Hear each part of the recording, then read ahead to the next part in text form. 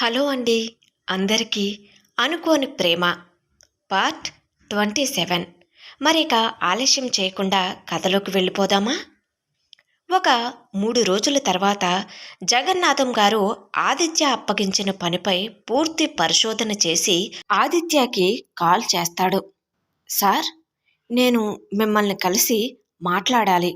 ఎప్పుడు రమ్మంటారు? ఆ, జగన్నాథం గారు, ఎనీ టైం మీరు రావాలి అనుకుంటే ఇప్పుడైనా రావచ్చు అని ఆదిత్య చెప్పటంతో జగన్నాథం గారు ఆదిత్య ఆఫీస్కి బయలుదేరుతారు. ఆఫీస్కి చేరుకున్న ఆయన గౌరవంగా, సార్, మీరడిగిన సమాచారం సిద్ధంగా ఉంది అని చెబుతాడు. ఆదిత్య ఆసక్తిగా, చెప్పండి జగన్నాథం గారు, ఏం తెలిసింది అంటాడు. ఆ సార్ అని అతడు వివరిస్తూ, సార్, కాంట్రాక్ట్ పెళ్ళనేది చట్టపరంగా సంక్లిష్టమైన విషయం. దీనికి సంబంధించిన స్పష్టమైన చట్టాలు మన దేశంలో లేవు. కానీ అగ్రిమెంట్ చట్టాల ప్రకారం ఇది ఒక చట్టపరమైన అగ్రిమెంట్గా పరిగణించబడుతుంది అని వివరంగా చెబుతారు జగన్నాథం గారు. మ్యాటర్ అంతా వినిన ఆదిత్య ఆలోచిస్తూ, అంటే ఈ ఒప్పందాన్ని కోర్టులో సవాలు చేయవచ్చా అంటాడు. అతడు వివరిస్తూ, అవును సార్, అందుకే ఈ అగ్రిమెంట్ని చాలా జాగ్రత్తగా రూపొందించాలి. ఇందులో వివాహ కాల వ్యవధి, ఆర్థిక బాధ్యతలు, ఆస్తి హక్కులు మరియు ఇతర అంశాలు స్పష్టంగా చెప్పాలి, వారికి తెలియజేయాలి అంటాడు. ఓ అలానా? సరే, దీనికి సంబంధించిన ఒప్పంద నమూనాలు ఏమైనా మీ దగ్గర ఉన్నాయా అని అడుగుతాడు ఆదిత్య. ఆ, ఉన్నాయి సార్, నేను కొన్ని నమూనాలు సేకరించాను. వాటిని పరిశీలించి మీ అవసరాలకు తగినట్లుగా నేను ఒక అగ్రిమెంట్ను రెడీ చేయవచ్చు సార్ అంటూ తాను తీసుకొచ్చుకున్న ఫైల్ నుండి వాటికి సంబంధించిన పేపర్లను తీసి ఆదిత్యకి అందిస్తాడు లాయర్ జగన్నాథం. వాటిని పరిశీలిస్తూ, జగన్నాథం గారు, మీరు చెప్పినట్లు వీటిలో చట్టపరమైన చిక్కులు చాలా ఉన్నాయి.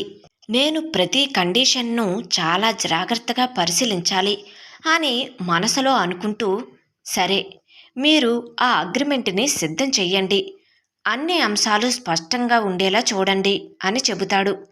తప్పకుండా సార్ అని గౌరవంగా చెబుతారు జగన్నాథం గారు. ఇంతలో రఘు తన మనసులో ఒక సాంగును హమ్ చేసుకుంటూ ఏదో పని మీద ఆదిత్య క్యాబిన్ వైపు వస్తూ ఉండగా అక్కడ నుండి బయటకు వస్తున్న జగన్నాథం గారు ఎదురు అవుతారు. అదేంటి ఇప్పుడు ఈయన వచ్చారు అని అనుకుంటూ, నమస్తే అండి జగన్నాథం గారు అని విష్ చేస్తాడు రఘు. ఆ నమస్తే అని నవ్వుతూ రఘు భుజాన్ని తట్టి వెళతారు జగన్నాథం గారు. అయినా రఘు సందేహం తీరక ఆయనను వెనకకి తిరిగి మళ్ళీ మళ్ళీ చూసుకుంటూ ఆదిత్య క్యాబిన్లోకి వెళ్తాడు. ఏంట్రా ఆదిత్య, జగన్నాథం గారు వచ్చినట్లు ఉన్నారు అంటాడు.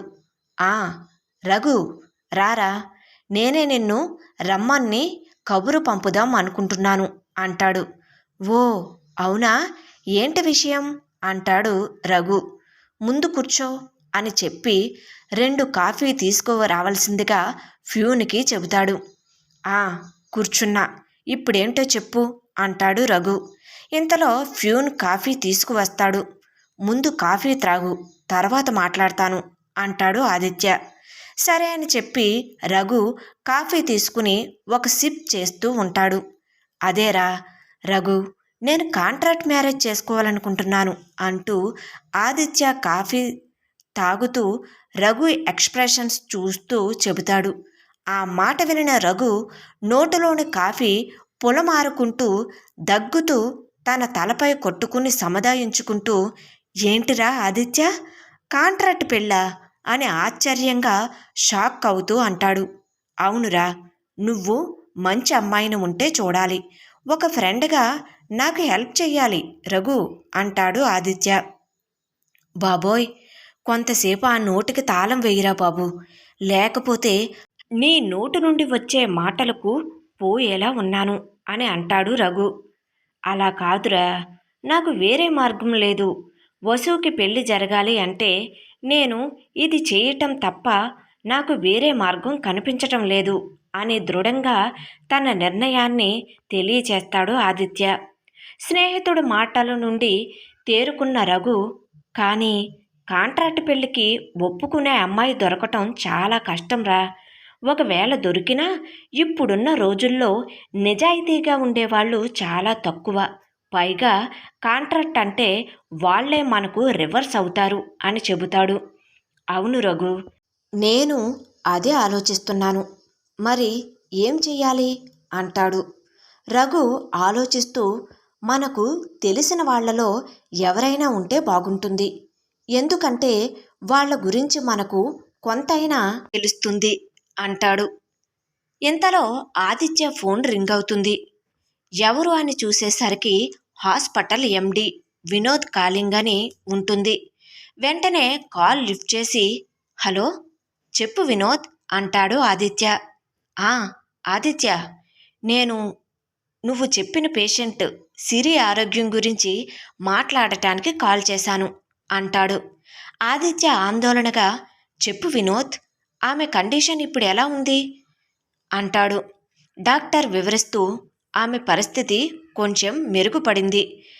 మేము ట్రీట్మెంట్ స్టార్ట్ చేశాము. ఆమె శరీరం ట్రీట్మెంట్కు స్పందిస్తుంది. ఆదిత్య ఆనందంగా, ఓ, ఇది గుడ్ న్యూస్. మరి ఎప్పుడు డిశ్చార్జ్ చేస్తారు అంటాడు. డాక్టర్ వివరిస్తూ, ప్రస్తుతానికి చెప్పలేము. ఆమె శరీరం ట్రీట్మెంట్కు ఎలా స్పందిస్తుందో చూడాలి. కొన్ని రోజులు ఆమెను ఆసుపత్రిలోనే అబ్జర్వేషన్లో ఉంచవలసి ఉంటుంది అని సమాధానం చెబుతాడు.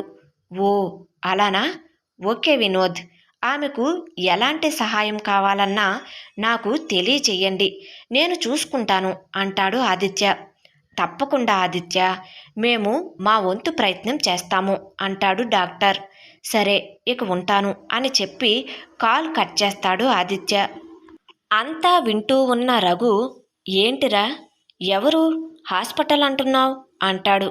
ఇంకేముంది, ఛాయా చెల్లెలు గురించి అని తను ఏ విధంగా డాక్టర్ని అప్రోచ్ అయ్యాడో వివరిస్తాడు ఆదిత్య.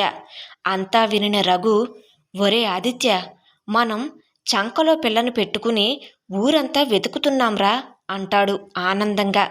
ఏంటిరా, నువ్వు చెప్పింది నాకు అర్థం కావటం లేదు అంటాడు ఆదిత్య. నీ కాంట్రాక్ట్ పెళ్లికి అమ్మాయి దొరికేసిందిగా, ఎవరో కాదు, ఛాయ అని అంటాడు రఘు. వాట్, ఛాయానా అంటాడు ఆశ్చర్యపోతూ ఆదిత్య. అవును, ఛాయ అయితే చాలా మంచి అమ్మాయి, మనకి అంతగా ప్రాబ్లం కూడా ఉండదు అంటాడు రఘు. వద్దు రఘు, అలా వద్దు. ఎందుకంటే కాంట్రాక్ట్ పెళ్లికి తను ఒప్పుకుంటుందనే ఆమె చెల్లికి హెల్ప్ చేశాము అనుకుంటుంది. చా, అది ఎంత మాత్రం కరెక్ట్ కాదు అంటాడు ఆదిత్య. అనుకోనీరా, తను కష్టంలో ఉన్నప్పుడు నువ్వు హెల్ప్ చేశావు. ఇప్పుడు నీకు అవసరం వచ్చింది కాబట్టి తను నీకు హెల్ప్ చేస్తుంది అనుకో. చెల్లుకి చెల్లు. అయినా ఇది పర్మనెంట్ పెళ్ళి కాదుగా. అగ్రిమెంట్ ప్రకారం కొంతకాలం నీకు వైఫ్గా ఉంటుంది. అగ్రిమెంట్ టైం పూర్తయిన తర్వాత తన పని తనది, నీ పని నీదే అంటాడు రఘు. ఆదిత్య ఆలోచనలో పడతాడు. అయినా ఆమె ఒప్పుకుంటుందంటావా? ఆమె పరిస్థితి నాకు తెలుసు, కానీ ఆమెను అడగటానికి నాకు ధైర్యం చాలటం లేదు రఘు అంటాడు ఆదిత్య తన అనుమానాన్ని వ్యక్తం చేస్తూ. మై హూనా, ఎందుకు మిత్రమా భయపడుతున్నావు? ఒక్క నిమిషం ఉండు, ఛాయాకి నేను ఇప్పుడే కాల్ చేస్తాను అని చెప్పి ఆమెకు డయల్ చేస్తాడు రఘు. రింగ్ అవగానే వెంటనే లిఫ్ట్ చేసిన ఛాయ, హా రఘు సార్, చెప్పండి అంటుంది. ఛాయ, ఇప్పుడు మీ చెల్లి ఎలా ఉంది? హా, ట్రీట్మెంట్ జరుగుతుంది సార్. ఉన్నట్లు ఉండి వెంటనే ట్రీట్మెంట్ మొదలుపెట్టారు. నాకు కూడా చాలా ఆశ్చర్యంగా ఉంది అని అంటుంది. ఆదిత్య మాటల వరకే కానీ సహాయం చేసేంత దయా హృదయం కాదని ఆమె ఫీలింగ్ కదా. నేను ఆఫీస్కి టుమారో వచ్చేస్తాను సార్. ఇప్పటికే 5 డేస్ నుండి లీవ్లో ఉన్నాను అంటుందామె. అదేం పర్వాలేదు ఛాయా, కావలిస్తే ఇంకో 2 రోజులు లీవ్ తీసుకో కానీ అని నసుగుతూ అంటాడు. ఆ, సార్, వినిపించటం లేదు. కానీ అంటున్నారేంటి అంటుంది. అదే ఛాయా, నువ్వు రేపు ఈవినింగ్ 4 గంటలకు వినాయక కేఫ్కి రావాలి అంటాడు. ఎందుకు సార్ అని అంటుందామే. ఎందుకో అక్కడికి వచ్చాక చెబుతాను అంటూ, సరే, నేను తర్వాత మాట్లాడతా. టుమారో ఈవినింగ్ 4 o'clock మర్చిపోవద్దు అని కాల్ కట్ చేస్తాడు. హలో హలో సార్ అంటూ కాల్ కట్ చేసినట్టు ఉన్నారు.